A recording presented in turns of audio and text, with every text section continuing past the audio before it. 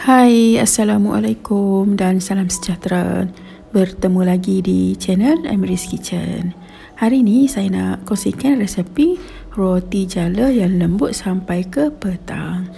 Okay, ini dia bahan-bahan dia. Ada 250 gram tepung gandum. Okay, semua bahan ni kita masukkan ke dalam blender. Kemudian tambahkan air sebanyak 375 ml air.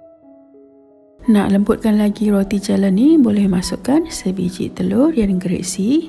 Kita tambahkan juga 40 ml minyak masak dan juga sedikit garam. Sebelum kisar tu, kita kacau-kacau dulu tepung gandum ni, bagi dia sedikit larut dengan air supaya dia tak berhamburan bila kita blender nanti.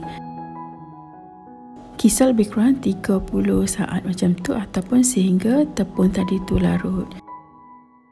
Okay, nak lagi halus adunan ni, boleh tapis kukut ada tepung yang masih belum larut. Okay, dah siap tu, bolehlah letakkan sedikit pewarna. Kali ni saya nak buat roti jala yang ombre. Okay, letakkan sedikit pewarna merah dan kacau rata, masukkan ke dalam botol. Dan untuk adunan yang seterusnya tu, kita tambah lagi pewarna merah.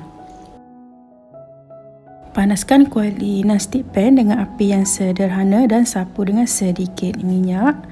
Okay, kita boleh kira adunan ni secara berpusing ataupun berlingkar. Mula dari tengah, pusing keluar dan dia akan membentuk jaring ataupun jala.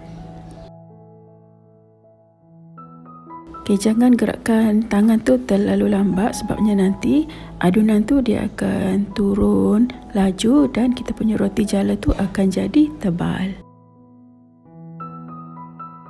Masak lebih kurang 1 hingga 2 minit, ataupun kita tengok kalau bahagian tepi tu dah mula terangkat, okey, bermakna dia dah masak dan bolehlah angkat. Okey, bolehlah digulung. Okey, ini dia roti jala tadi dah pun siap dikirai dan bolehlah digulung. Okey, nak bagi saiz sama rata dekat pinggan tu, boleh lekatkan dengan selotip.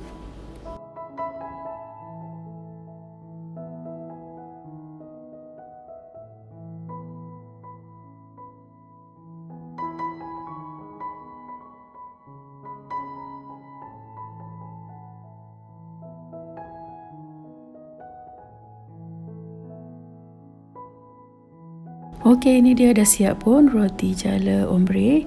Okay, untuk sukatan bahan-bahan tadi tu dapatlah lebih kurang 35 pieces. Tekstur dia memang sangat lembut dan sedap kalau kita cicah roti jala ni dengan kari ayam ataupun serawar durian. Roti jala ni kita kena simpan dalam bekas yang bertutup. Jangan dedahkan dengan udara, sebabnya dia akan jadi cepat kering. Okey, itu saja perkongsian pada kali ni. Jumpa lagi. Bye.